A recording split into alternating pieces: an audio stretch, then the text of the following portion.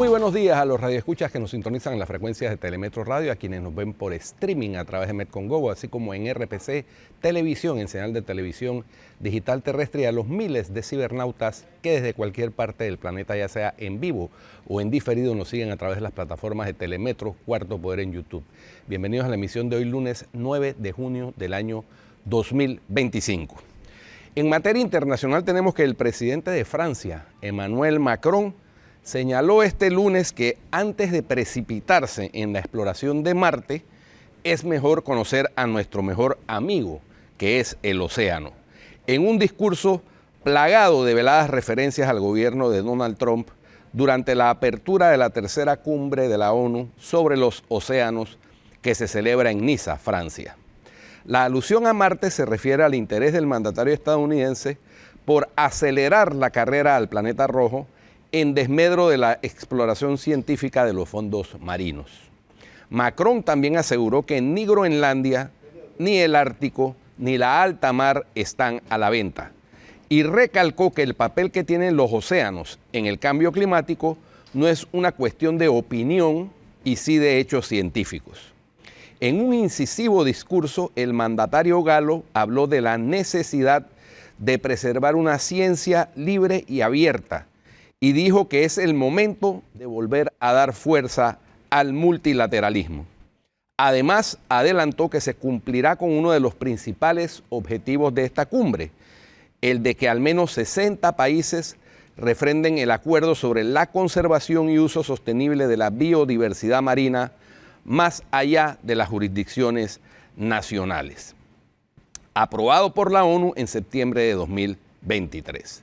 Por su parte, el secretario general de la ONU, Antonio Guterres, pidió cambiar de rumbo con la biodiversidad marina porque las poblaciones de peces se están desplomando. Estamos fallando al océano, que es el recurso compartido por excelencia, aseguró Guterres, que llamó a aprobar el acuerdo porque con él tenemos la oportunidad de restaurar la abundancia marina. Guterres también defendió que las profundidades marinas no pueden convertirse en el Far West, el lejano oeste, después de que Trump abriera la puerta a la minería en aguas profundas. La tercera conferencia de las Naciones Unidas sobre los océanos cuenta con la presencia de cerca de 50 jefes de Estado y de Gobierno y busca consensuar una política común, así como recaudar dinero para la conservación marina. Entre los asistentes a esta reunión, copatrocinada por Francia y Costa Rica, está el presidente brasileño Luis Ignacio Lula da Silva y su homólogo argentino Javier Milei. Estados Unidos no envió una delegación al encuentro. Por otra parte, la exalcaldesa de Bogotá y precandidata presidencial Claudia López canceló una gira política programada para los próximos días por 2 departamentos de Colombia al considerar que no hay garantías de seguridad tras el atentado contra el senador Miguel Uribe Turbay, se informó ayer domingo. Con mi equipo hemos tomado la decisión de cancelar la agenda de gira que teníamos en Santander y norte de Santander esta semana, manifestó López, y agregó que acompaña a la familia de Uribe Turbay y le desea pronta recuperación. El anuncio se produjo un día después del atentado a bala en el que Uribe Turbay, senador del Partido Centro Democrático y uno de los principales precandidatos presidenciales, fue herido de gravedad durante un acto de campaña en Bogotá. El político de 39 años fue hospitalizado y permanece en estado de máxima gravedad con pronóstico reservado, tras ser sometido a una intervención quirúrgica en la cabeza y en una pierna. La Fiscalía ha confirmado que el autor material del ataque es un menor de 15 años, detenido poco después en posesión de una pistola tipo Glock. López fue alcaldesa de Bogotá entre 2020 y 2023, informó que además radicó una solicitud ante el presidente colombiano Gustavo Petro, el Ministerio de Defensa y la Unidad Nacional de Protección, que depende del Ministerio del Interior, para que se garantice la seguridad de todos los candidatos, incluida la nuestra. Claudia López es precandidata registrada por el Comité Con Toda por Colombia, con el que espera recolectar las firmas necesarias para inscribir su candidatura presidencial por un movimiento ciudadano. Según el calendario electoral, los aspirantes sin partido tienen plazo hasta el 29 de agosto para presentar al menos 580.000 firmas válidas, requisito indispensable para ser habilitados como candidatos independientes en las elecciones presidenciales de 2026. Y por último, un total de 27 personas fueron arrestadas ayer domingo en el centro de Los Ángeles, según informó el jefe del Departamento de Policía, Jim McDonnell, durante una conferencia de prensa nocturna. Con estas detenciones, el número de arrestos durante el fin de semana por las protestas contra las redadas migratorias ascendió a 56. Según explicó McDonnell, los presuntos delitos incluyen el lanzamiento de cócteles Molotov contra un agente y el ataque con una motocicleta a una línea de oficiales. Del total de arrestos registrados el domingo 17 fueron realizados por la Patrulla de Caminos de California durante el desalojo de manifestantes en la autopista 101, mientras que 10 fueron efectuados por el Departamento de Policía de Los Ángeles en el centro de la ciudad. La cosa está candente en Los Ángeles por las protestas de los migrantes, sobre todo mexicanos, pero también de otras nacionalidades, ante las redadas de recolección de migrantes ilegales para ser deportados. Bueno, acá también la cosa está candente, Guido. Buenos días, amigos. Nos acompaña Mario Luis González, director ejecutivo de la Asociación de Restaurantes, Bares y Discotecas de Panamá, ARBIT. Y muy preocupado porque debido pues, a tantas semanas de incertidumbre, ya esto está teniendo efectos, no solo en las áreas donde se están dando los conflictos, lo estamos viviendo en el día a día. Y el mejor termómetro para medir eso es casualmente la asociación que representa a Mario Luis, que nos acompaña esta mañana, en los restaurantes, bares y discotecas de Panamá, que ya han comenzado inclusive a hacer recortes y a despedir muchos de sus colaboradores. Mario, buenos días, gracias por acompañarnos. Y decía que hay que voltear la mirada hacia el país porque esa es la crisis que estamos viviendo ahora mismo. Y explícanos un poco el efecto que está teniendo esta situación en tu sector. Buenos días, Mario. Claro que sí, Atenógenes, buenos días. Guido, gracias a usted y a su audiencia. Mira, tengo que hacer una retrospectiva. Nosotros por allá por el año 2020, cuando estaba lo más crudo de la pandemia, y hay que mencionarlo, por el mes de abril, junio, julio, nosotros mencionábamos que eran los primeros que íbamos a cerrar y los últimos que íbamos a abrir. Y así fue, prácticamente 2 años de cierre, con un estadio de emergencia, uno de los más fuertes del mundo. Nuestra situación económica fue muy impactante. Ese fue el primer shock que sufrimos.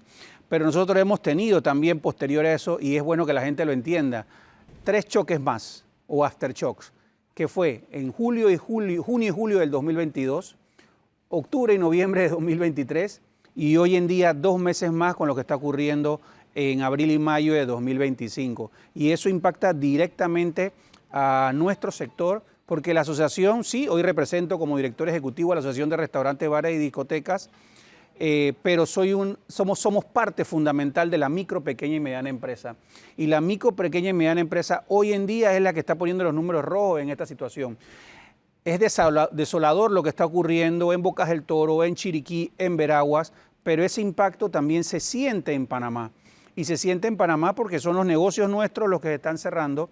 Pero yo no quiero hacer una narrativa emocional y enfocarme meramente en el tema de un flujo de caja económico, aunque sí hay que mencionarlo, Guido Atenógenes, pero los números concretos y para ponerle cifras a esto, cuando nosotros estábamos en proceso de registrar nuestra asociación, por allá por el año de 2018-2019, con la personalidad jurídica que salió en agosto del 2020, hablábamos que éramos 546 empresas.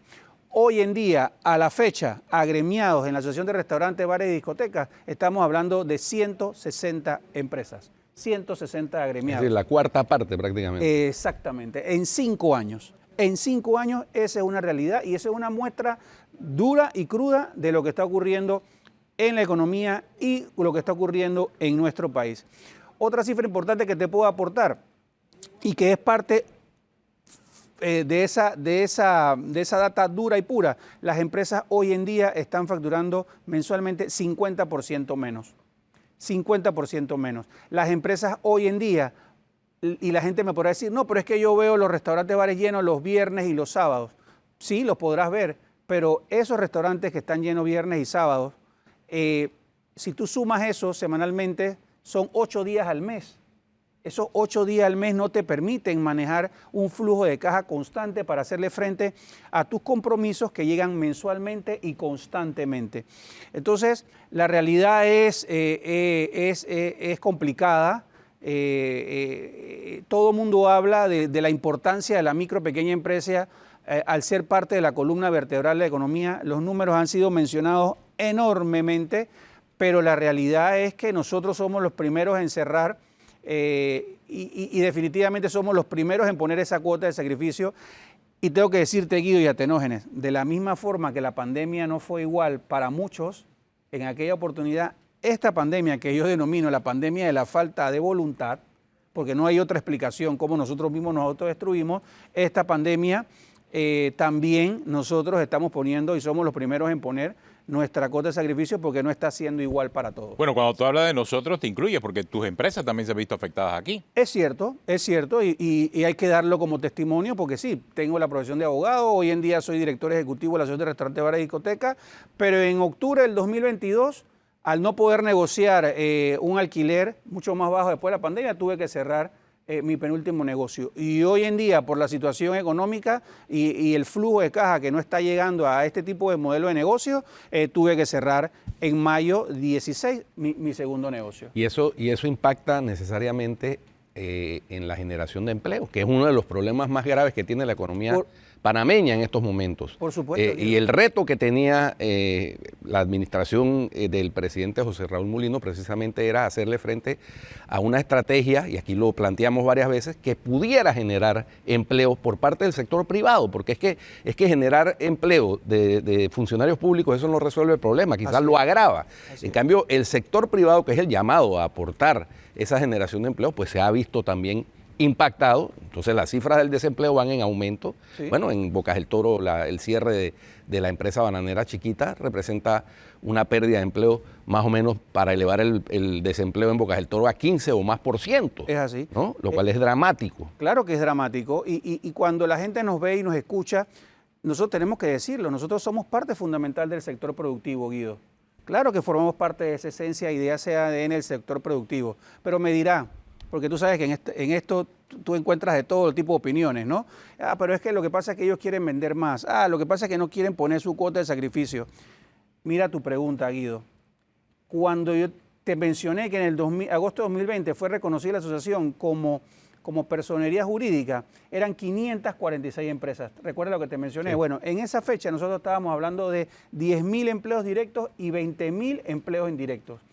Hoy esos números, ¿sabes cuánto hablan? Hoy nosotros estamos hablando que esas 160 empresas que están vigentes están generando entre directos y directos 6.000 empleos. Una barbaridad. Eso es 80%. Pérdida de empleos. O sea, eso es impresionante. Además de que también lo planteaba muy bien el noticiero, Mario, de que la vida nocturna en este país ha desaparecido prácticamente y eso también contribuye a la crisis que está viviendo ese sector. Mira, más allá que ha desaparecido la vida nocturna y entretenimiento, cuando parece ilógico que países vecinos lo están desarrollando. Cuando estamos hablando de turismo en Panamá. De turismo en Panamá. Mira, Guido, Atenógenes y televidentes, después de las 10 de la noche en este país no pasa absolutamente nada.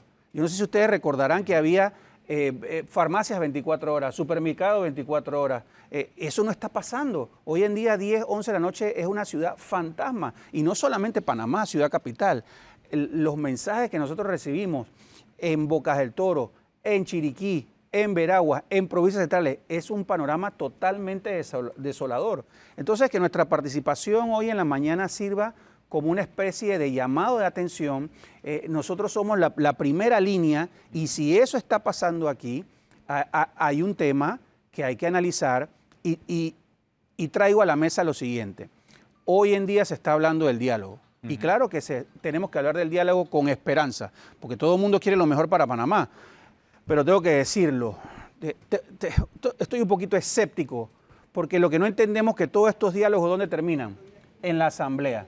¿Y sabes qué es lo que pasa? El mayor problema que tiene este país, que los agentes que tienen la toma de decisión no están jugando su papel. Y dentro de ese papel que han tenido que jugar es la asamblea. Y voy a hablar con ejemplos claros. El primer diálogo que se habló, de la Caja del Seguro Social ni siquiera pasó de la metodología. El diálogo de las reformas electorales no se logró absolutamente ningún cambio y no avanzó.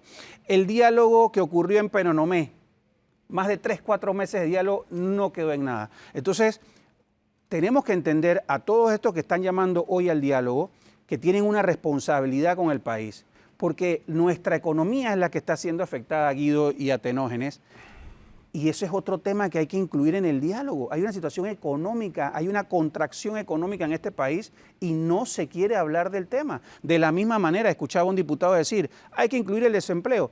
Claro que hay que incluir el desempleo, pero nosotros queremos también incluir en ese diálogo la inseguridad, que impacta en lo que tú mencionabas, Atenógenes, que impacta directamente en lo que en este país no pasa absolutamente nada. Tenemos un país inseguro y eso hay que hablarlo. Y yo propondría desde la micro, pequeña y mediana empresa, Guido y Atenógenes, un valor y un punto más. Hay herramientas para que la micro, pequeña y mediana empresa pueda desarrollarse. Y lo digo mirando de frente. Hay que robustecer a la ANPYME.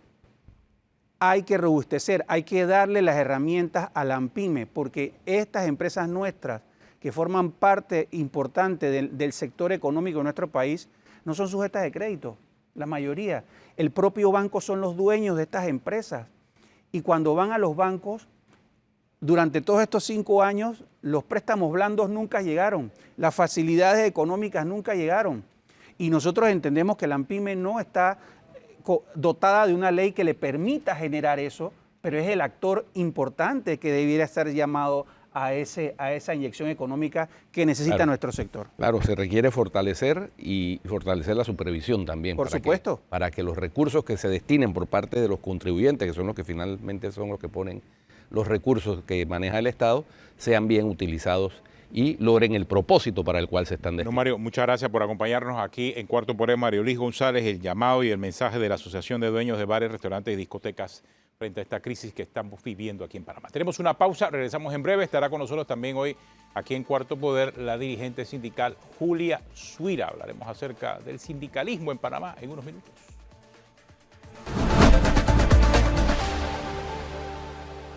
Bueno, continuamos aquí en Cuarto Poder y me está escribiendo un conductor también de plataforma, coincidentalmente hablando de lo que me decía Mario Luis hace unos minutos de los dueños de restaurantes, bares, discotecas de Panamá. Dice este conductor de plataforma que la situación actual, la incertidumbre, está golpeando fuertemente, es una cadena y un efecto. Dice que en el caso particular de él hay una merma de un 40% de los ingresos.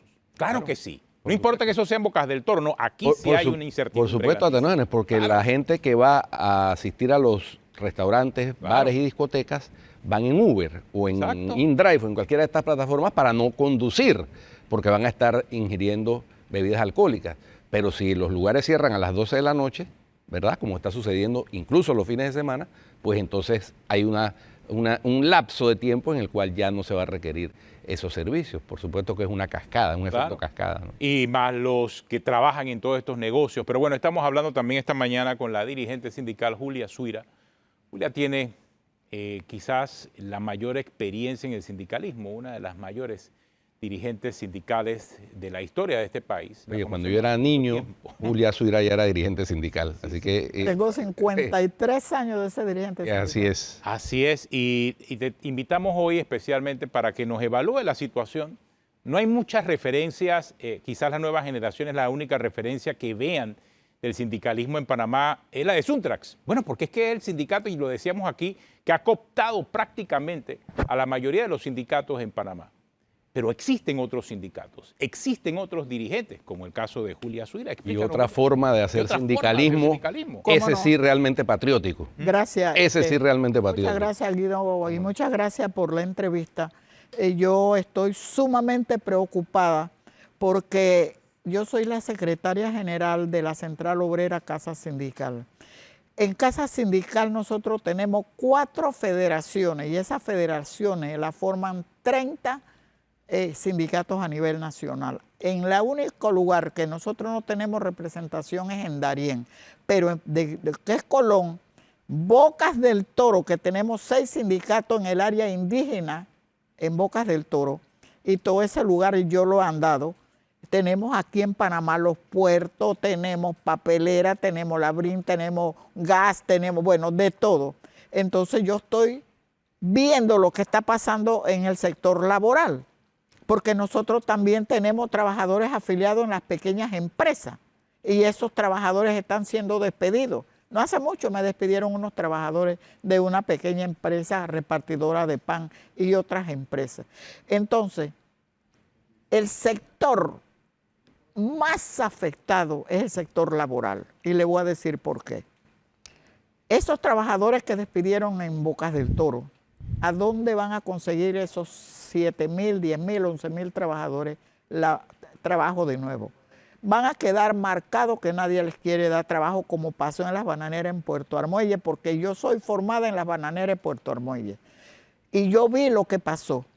Y a causa de los cierres, de las tranques, de las huelgas, la empresa, yo formo parte de Conato y Conato me mandó una vez a llevar un poco de comida a los trabajadores que estaban en paro y yo se lo decía a los compañeros, la empresa está diciendo que se va. No, no, que va, decían los dirigentes y el abogado.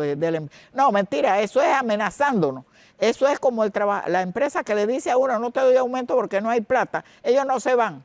Al final del cuento se fue la empresa de Puerto Armuelle. Hoy día, esa región, ese lugar tan bonito como es Puerto Armuelle parece una ciudad fantasma. Nadie se ha puesto a ver, o los trabajadores de Puerto Armuelle no se miraron en ese espejo. Hay un dicho que dice, cuando ves la barba de tu vecino ardiendo, pon la tuya en remojo. Eso significa que cuando yo veo lo que está pasando, yo también tengo que ponerme a fijarme que no me pase a mí. Ahora bien, como dirigente que soy, a mí me duele mucho lo que le está pasando a los trabajadores, porque siempre la cuerda revienta por lo más delgado. Y cuando hay problemas económicos o hay crisis, revienta por lo más delgado. La empresa bananera de Bocas del Toro se fue, sí. ¿Y los trabajadores? ¿A dónde están? ¿Quién les va a dar trabajo? Los dirigentes de ese sindicato le van a dar trabajo a toda esa gente que quedó en la calle. Eso es lo que yo pregunto. Van a quedar marcados porque de ahí en adelante, cuando van a buscar trabajo, lo primero que le preguntan es, ¿tú dónde trabajabas anteriormente? Aquí en Panamá había un chofer del Metrobús que era un dirigente de Puerto Armuelle y apenas se dieron cuenta lo votaron. Entonces esto lo que me demuestra es que nosotros no podemos estar haciendo cosas que nos afecten a nosotros mismos. ¿A dónde está el dirigente de las bananeras de Puerto Armuelle? Se tuvo que ir huyendo para Costa Rica y ella murió. ¿Y entonces qué pasó con los demás ¿Tú viviste ese drama de lo que pasó en Puerto Armuelle? Yo viví eso, claro. Si nosotros vivíamos allá en Puerto Armuelle. Entonces, el llamado que yo estoy haciendo hoy día como dirigente sindical, como una mujer de 84 años que tengo, es que por favor paren eso, porque uno sabe cómo comienza una crisis, pero no sabe cómo termina. Y aquí lo tenemos. ¿Ya? El dirigente de las bananeras podrá tener poder sobre los trabajadores de la bananera. Pero ¿qué pasó con los de Chiriquí Grande? Que están cerrando y que los taxistas están aprovechando para cobrar $10 de un punto a otro. Entonces quiere decir que alguien está propiciando eso porque alguien se está beneficiando. Claro. Señores, por el amor de Dios, pensemos en Panamá, no pensemos en nosotros. Pensemos en Panamá. Doña Julia, una de las cuestiones que llaman la atención de estas protestas y de esta convocatoria de protestas es que exigen la derogatoria de la ley 462 o nada. Es decir, es una posición intransigente. Usted que tiene experiencia en negociaciones delicadas de todo tipo, ¿qué mensaje puede enviar para ver si estas personas que están en esa posición intransigente cambian su postura? Yo voy a decir algo que a mucha gente no le va a gustar, pero es la realidad. Cuando el presidente Valladares era presidente, nos llamó a los empresarios y a nosotros para la reforma del código y nosotros fuimos. Los únicos que estábamos presentes eran los empresarios y los trabajadores. La caja del Seguro Social es una caja que le da respuesta a los que trabajamos, no a los desempleados. Ah, pero la gente dirá, sí, pero yo tengo familiares, sí, pero los que estamos en la mesa, estamos peleando también por los que prontamente van a ser trabajadores, hombre o mujer. Yo considero que el meter a todo el mundo en un diálogo no da resultado, porque cada quien va con sus aspiraciones y cada quien va, como decía mi abuela, cada pico jala para su gallote. Es decir, yo voy a ver si esto me favorece a mí como persona. Yo soy una jubilada de $175 y usted no me ve en la calle a mí peleando que me aumenten. ¿Por qué? Porque cuando yo trabajaba, yo ganaba un mísero salario de 88 centavos la hora. ¿Cómo voy a pedirle al gobierno que me dé un aumento de todas maneras y si no volteo el país al revés? Eso es inaudito. Eso no puede ser. Y yo le hago una vez más el llamado a toda esa gente que está paralizando el país porque nos están afectando a todos nuestros trabajadores acá en Panamá. La crisis no es en Boca nada más. La crisis es en todo el país. Y si esto no se para, ahora que está el dirigente aquí, considero aquí en Panamá, y que va a hacer un acuerdo, un diálogo con la empresa, con el gobierno, que piense primero en Panamá, que no se dé golpes de pecho diciendo que yo soy originario, que yo soy panameño, si no estoy haciendo nada para salvar a nuestro país, porque nuestro país se está viendo internacionalmente como lo peor. En otros países le están diciendo a la gente no vayan a Panamá a turistear, que Panamá no puede ir. ¿Y quién se está aprovechando de la desgracia de nosotros? Costa Rica. ¿Oyó? Es cierto. Porque eso que nos está pasando a nosotros, yo lo catalogo como una desgracia, porque nos tienen secuestrados a cada uno. Los que quieren viajar no se atreven, los taxistas están perdiendo, el transporte colectivo está perdiendo, todo, nos tienen secuestrados, esa es la palabra que yo uso, secuestrado. ¿Oyó? Oiga, entre los más sacrificados de todos están los muchachos de las escuelas. La otra son los oficiales. Muchachos, sí, los muchachos de la Llevan más escuela. de un mes sin dar clases. Los que son del Esta gobierno. semana termina el primer trimestre. Ya. ¿No? Se y esos quedaron muchachos los que prácticamente se quedaron. no han dado clases. No han dado clases. Entonces, esto es una cadena.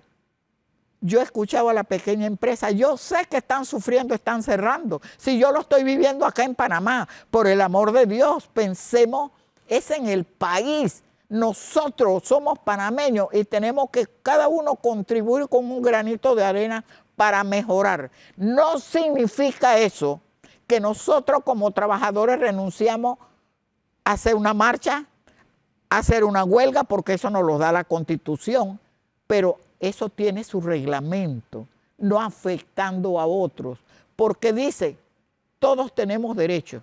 ¿Y a dónde comienza el derecho de uno? Cuando termina el del otro. ¿Ah? Entonces, igual que los derechos humanos, yo tengo mis dudas con respecto a eso, déjenme decirles que les hable con franqueza, porque yo veo que siempre defienden es al agresor y el que sufre no. El que sufre jamás, yo oigo que lo defienden, sino es que, ay, el que está preso, cuidado, no lo vayan a golpear, denle mejores comidas, mire, y no se acuerdan del que fue violado. No se acuerdan del que mataron, no se acuerdan de eso. Así que yo digo, entonces, ¿los derechos humanos para quién son? Los derechos humanos son para todos nosotros. Aquí hay una ley que prohíbe cerrar las carreteras internacionales, pero aquí no les importa la ley. Aquí vivimos en un país como que no hubiera quien gobierne, ni que no existiera ninguna ley, porque cada quien hace lo que le da la gana, por el amor de Dios. Panamá es de todo, no es de un grupo, no es de un sindicato, no es de los empresarios, no, es de todos los panameños.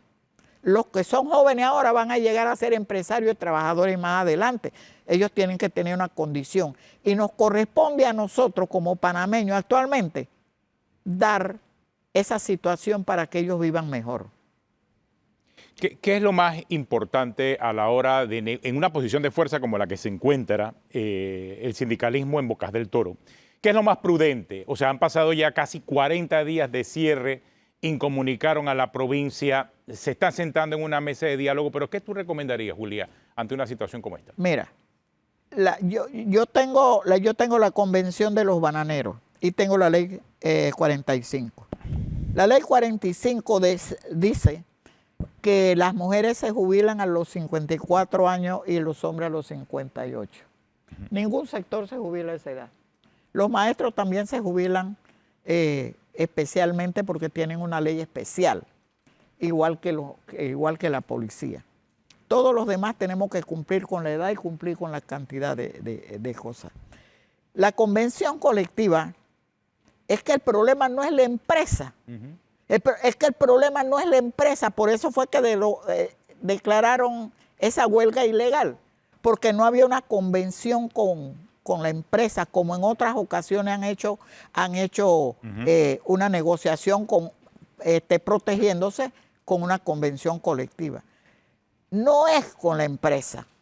Por eso la empresa tomó la decisión, porque a mí me consta, y voy a decir algo que muchos de esos huelguistas y trancadores de calle no lo saben. Esta persona que está aquí formó parte de la comisión cuando el señor Martinelli era presidente y se formó lo de Bocas del Toro. Formaron una comisión para ir a investigar y por los trabajadores me escogieron a mí. Y yo estuve en Changuinola y los primeros que nosotros entrevistamos fue a los afectados. A los afectados y a las viudas fue lo primero que nosotros tenemos. Y ese informe salió favorable para los trabajadores. ¿Ah? Esta que está aquí tiene toda la autoridad de hacer ese llamado, porque yo pertenecía a esa comisión y yo tengo toda la documentación y la entregamos a la curia, los originales, para que ellos guardaran todo eso. El licenciado Troncoso era el presidente de la comisión porque nosotros lo elegimos. Entonces yo creo que nosotros tenemos todo el derecho de solicitarle, de pedir o de implorarle si quieran a esta gente que abran las calles para que la economía comience nuevamente a ver qué funciona. Yo no les garantizo que las empresas que cerraron regresan. Yo sé que no, muchas no van a regresar. Vamos a ver si otras se atreven a venir a invertir a este país, que ese es el problema. ¿Quién va a querer venir a invertir a este país con esta situación? Y otra cosa que le voy a decir a los bananeros. Puede que deroguen la ley, cosa que yo sé que no va a pasar. ¿Quién nos garantiza que más adelante no cierran las calles de nuevo por otro tema? ¿Quién nos garantiza eso? ¿Quién nos garantiza a nosotros que no vuelven a hacer lo mismo si ya les gusta hacer esto? Porque saben que están afectando al pueblo y están haciendo negocios a costilla de esto. Esa es la pregunta que yo me hago como dirigente. Yo tengo el derecho de pensarlo, porque yo tengo a mi cargo un grupo muy grande de trabajadores que tengo que representar. Y yo tengo que defenderlos a ellos, porque para eso fue que me escogieron. El primer compromiso que tiene un dirigente sindical es defenderle el puesto de trabajo a sus trabajadores, no hacer cosas para que lo voten. Es que al final si hay una buena relación, obviamente la empresa no se va. Es que de nada vale tener un sindicato si al final no tienes empresa. Es lo que está ocurriendo en Bocas del Toro. Bueno, eso es lo mismo que yo me pregunto. Sí. ¿Qué pasó ahora? Todos los trabajadores fueron despedidos y tengo entendido que una empresa privada también cerró. No me acuerdo cómo se llama, pero salió en estos días que cerró también. Sí, una constructora. Bueno, sí. Porque están afectando. O sea, es que una cosa lleva a la otra. Eso es lo que no piensan los compañeros. Esta es una cosa que al no haber clientes, no haber gente que vaya a los bares, no va gente que vaya a los mercados a comprar, no va gente que vaya a las tiendas. Hay tienditas que están cerrando. Julia, su opinión sobre mezclar el sindicalismo, porque me quedó sonando eso de que el deber principal de un sindicato es velar por el puesto de trabajo de los trabajadores. Su opinión de los sindicatos mezclados con política. No, eso no debe ser jamás. O tú te dedicas a ser dirigente o te dedicas a hacer política. Pero una cosa no puede ser como la otra. ¿Por qué usted cree que cuando un sindicato secuestra una empresa y pone a los trabajadores como dueños de eso, cierra, quiebra? Porque nosotros no somos empresarios, somos trabajadores. Cada cosa en su lugar. A mí me ha pasado. Hemos secuestrado empresas por diferentes cosas y los trabajadores son los dueños de eso. Y a los pocos días lo tienen que cerrar. No lo saben administrar. Es decir, zapatero a tus zapatos. Zapatero a tus zapatos. Y el que quiere ser empresario, bueno, que se dedique a ser empresario.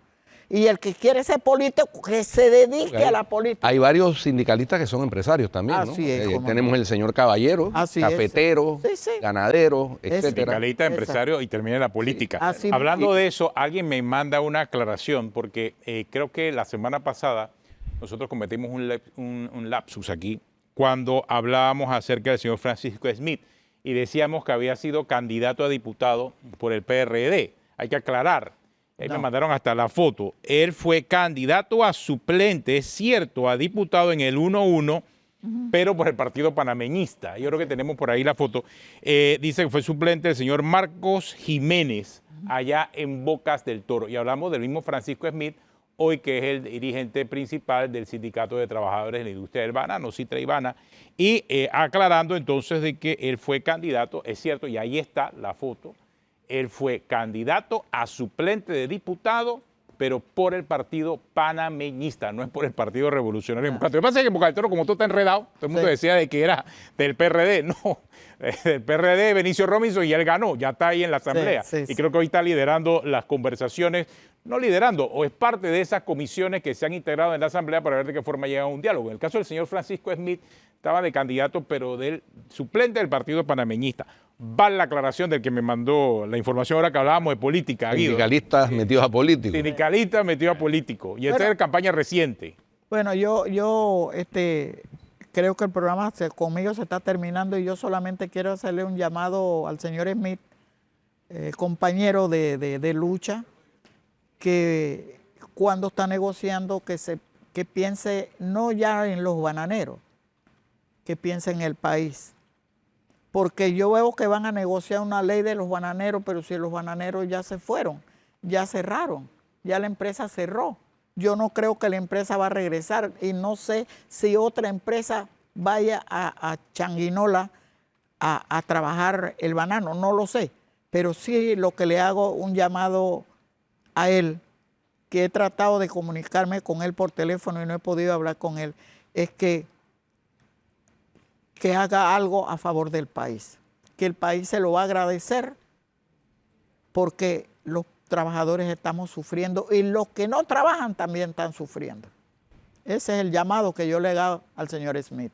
No, y en una realidad económica y en un entorno económico difícil, porque tenemos quizás el desempleo más alto desde la pandemia. Exactamente. Estamos llegando casi al 10% de desempleo en Panamá y el efecto post-pandemia, post-cierres, porque se han dado grandes manifestaciones y huelgas en el 2022, 2023, todo eso ha tenido un impacto. Ahora mismo tenemos casi 40 días de incertidumbre, vimos más temprano el efecto que está teniendo en un sector que utiliza, o mejor dicho, puede ser el mejor termómetro a demostrar si la situación económica del país está afectada o no. Es el sector de las discotecas, bares y restaurantes, que emplea al menos a 6.000 personas de manera directa, sin contar todas las indirectas, y que ya está resintiendo el golpe, ya las empresas están cerrando y también se están despidiendo trabajadores. Entonces, cuando tú ves que ya los restaurantes, los bares y las discotecas comienzan a hacer despidos, significa que hay una crisis de empleo grave, hay una crisis económica grave y que todavía, producto de esta incertidumbre, se pone muy crítica la situación. Y en el caso de Bocas del Toro, peor todavía cuando 5.000, 6.000 trabajadores quedan en la calle producto de las protestas. Así mismo, mira, yo te voy a decir una cosa. Es lamentable lo que nos está pasando en Panamá, porque si tú analizas cómo ha crecido el desempleo en Panamá y cómo está la gente vendiendo cualquier cosa en la calle, es porque andan buscando cómo llevar un real a sacar. Pero esa gente también va a caer. Claro. Porque en el momento, entre más desempleo hay, menos gente tiene plata en los bolsillos para ir a comprar. Mira la libre guinea cómo está, a $1. ¿Cierto? Yo no lo compro ya. Yo todos los días compraba uno allá, yo no lo compro. Esa persona que vendía ese guineo ya perdió un cliente. Y quién sabe cuántos clientes más. Por eso es que yo digo que antes de hacer una cosa como esa, nosotros tenemos que ver hasta dónde va a llegar lo que yo estoy tratando de hacer. Eso lo hace una persona que quiere a su país. ¿Por qué? Porque cuando yo negocio una convención colectiva, yo no soy huelguista porque yo no he hecho huelga, pero yo pienso eso. Si vamos a hacer una huelga, íbamos a hacer una huelga en Tropigas. ¿Y qué hicimos? Escogimos 7 compañeros para que cuidaran la empresa. ¿Por qué? Porque esa empresa es el sustento de los trabajadores. Y si le pasaba algo, quedábamos todos sin trabajo. Gracias a Dios no llegamos a la huelga y se solucionó el problema conversando. Yo pienso que tenemos que conversar, pero tenemos que conversar de una manera pensando en el país. No pensando en fulano y en sutano y cómo quedó yo. No, pensando en el país. ¿Cómo he afectado? Smith debe de estar pensando cómo he afectado con esta decisión que se tomó, porque lo peor que han hecho es hacerlo de una manera indefinida. Eso es ponerse la soga al cuello, igual que los maestros. Una huelga indefinida, eso no se hace así. Eso se hace una huelga por una semana, si no se soluciona el problema, va, pero no indefinida. Indefinida es nunca vas a terminar, pues. Eso no tiene fin. Entonces vas a acabar con el país. Eso es lo que quieren la gente de Bocas del Toro, acabar con el país y después que le den una medalla a cada uno por lo que hicieron. Eso no es así.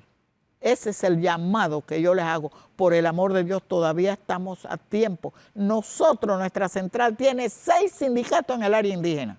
Transportistas acuáticos que no pueden trabajar porque no hay gasolina y no hay clientes.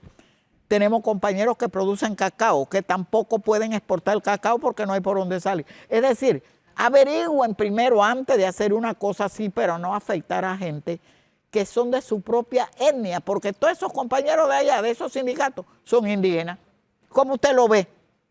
Yo estoy brava y me pego yo mismo en la cara y me rompo la cara, yo misma.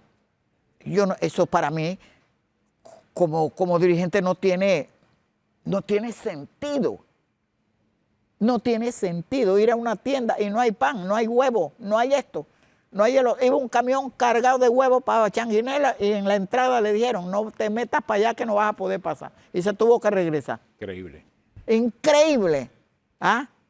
Entonces la empresa dejó de vender toda esa cantidad allá. ¿Y qué va a pasar con la empresa acá cuando comienzan a bajarle las ventas? Claro.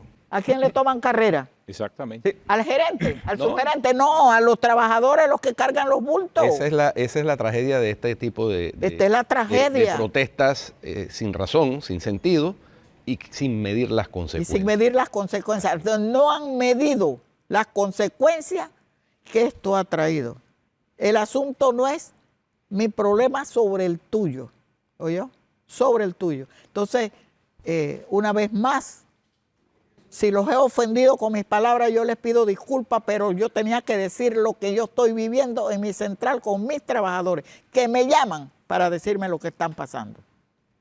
No, muchas gracias a ti, Julia, por compartir con nosotros esa experiencia del sindicalismo en Panamá y también el sentimiento que tienes por la realidad que se está viviendo ahora mismo. Nosotros tenemos una pausa, ya regresamos aquí en Cuarto Poder. Están informando del Metro de Panamá que la línea 1 está detenida por una incidencia en la estación de la 5 de Mayo y hay servicio parcial entre las estaciones Santo Tomás y Villa Zaita. Las estaciones La Lotería, 5 de Mayo y Albrook están fuera de servicio momentáneamente, es lo que está informando en este momento el Metro de Panamá. Una pausa, regresamos en unos minutos aquí en Cuarto Poder.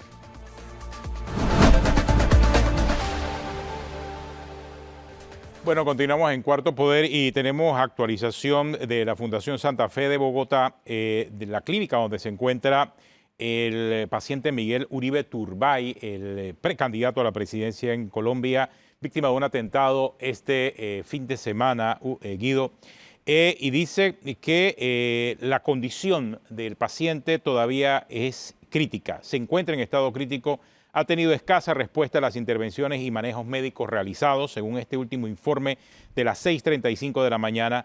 Dice la clínica que continúan comprometidos con la ejecución de todos los esfuerzos necesarios que conduzcan a su evolución.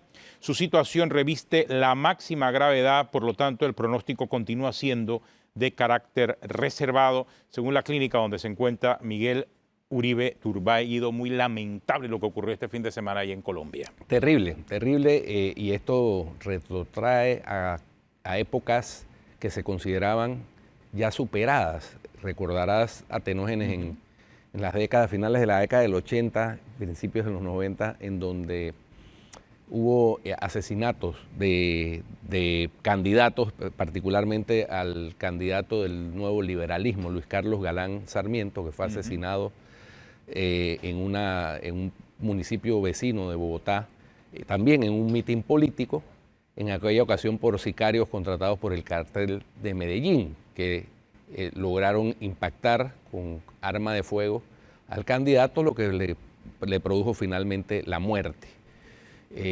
Luego de eso, la política colombiana como que hizo una pausa en materia de seguridad. Fue elegido como presidente César Gaviria, a quien en el sepelio de Luis Carlos Galán, el hijo de Luis Carlos Galán, hoy alcalde de Bogotá,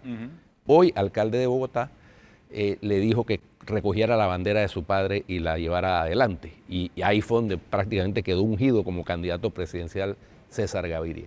Ahora este senador colombiano joven, 39 años de edad apenas, y se vislumbraba como una promesa en la política colombiana del Partido Centro Democrático, un partido de centro derecha, pues se ve en esta situación comprometida su vida por un muchacho de 15 años, contratado seguramente por el autor intelectual de este atentado, le impacta en la cabeza y en la pierna en medio de una manifestación en un parque, ni siquiera con tarima atenógenes, en un parque ahí en el área de Modelia, en un barrio de Bogotá, en donde estaba dando a conocer sus ideas, como es en democracia.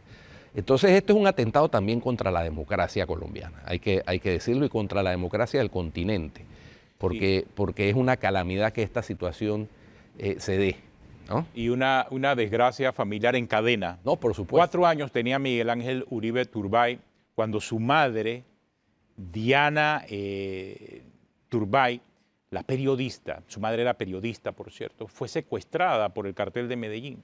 ¿Por qué fue secuestrada la madre de Miguel Uribe Turbay? Porque Pablo Escobar en ese momento estaba negociando su extradición. Y la forma en que Pablo Escobar y el cartel de Medellín negociaba la extradición era secuestrando periodistas y abogados y gente influyente en Colombia. Hoy mataron al procurador general de la Nación allá, a Carlos Mauro Hoyos, mataron al ministro de Justicia, Rodrigo Lara Bonilla. Es decir, esa teoría del terror de Pablo Escobar trajo como víctima a la madre de este senador afectado por una circunstancia muy similar. Y mira qué vueltas da la vida, Guido, que 4 años tiene el hijo del senador Miguel Uribe Turbay, la misma edad que él tenía cuando su madre fue asesinada por el cartel de Medellín. Increíble. Y mira ahí, como tú bien decías, ni siquiera había una tarima. No, trepado ahí en una banquita. En unas banquitas, exactamente. Sí. Pero no fue suficiente para que el sicario se acercara 15 años. Y lo peor fue la reacción del presidente colombiano. Hombre. O sea, el presidente colombiano, Gustavo Petro, en vez de buscar la unidad, lo que provocó fue la división. Y yo particularmente, Guido, porque hay muchas teorías de conspiración que daban cuenta de que quizás la izquierda, en la cabeza de quien dirige Colombia en este momento, Gustavo Petro, pudiese estar involucrada en el atentado contra el senador Uribe Turbay. Pero al ver la reacción de Petro, ¿quién en su sano juicio puede pensar que el presidente colombiano o la izquierda colombiana tuviese algo que ver? A lo mejor la izquierda, no sabemos, pero que el presidente colombiano tenga algo que ver, no. Por la reacción patética realmente, por decirlo de alguna forma, hacia la muerte de un senador. O sea, y su defensa incluso solapada al sicario en medio de algo tan conmovedor y trágico que afecta no solamente a la política, sino también a ese país que sufrió la violencia hace unos 20 años y que quizás en América Latina es el país que más violencia ha sufrido, Guido. O sea, es inaceptable lo que hizo y el pronunciamiento del señor Gustavo Petro en medio de esto. Total. En vez de hacer un llamado a la unidad, a Tenógenes, lo que hizo fue sembrar más la semilla de la división, que es la polarización que está haciendo la moneda común prácticamente en todos los países del mundo, situación que esperemos en Panamá no se dé, esa polarización absurda, es lo que conlleva a este tipo de divisiones que generan, al final de cuentas, una situación de ingobernabilidad. Totalmente. Porque cualquiera que sea el que resulte elegido en unas elecciones democráticas va a contar con una oposición casi mayoritaria. Pero es la manera menos efectiva de construir paz social, de construir desasosiego y de construir una convivencia pacífica. De verdad que muy lamentable lo que está viviendo Colombia y América Latina. Vivimos también el drama de Ecuador, el drama ahora de Colombia.